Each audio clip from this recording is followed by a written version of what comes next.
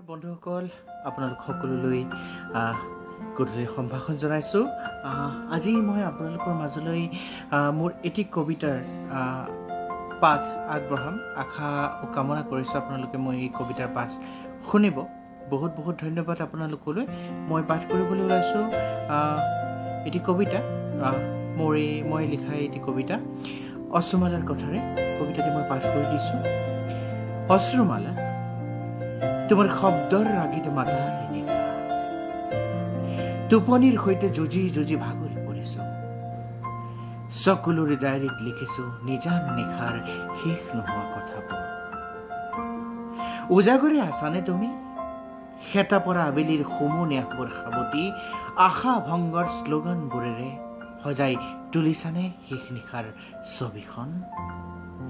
পদূলিৰ শেৱালিজোপা আকৌ ফুলিছে, তুমি লগা গোন্ধ এটা বতাহ জাকে কঢ়িয়াই আনিছে।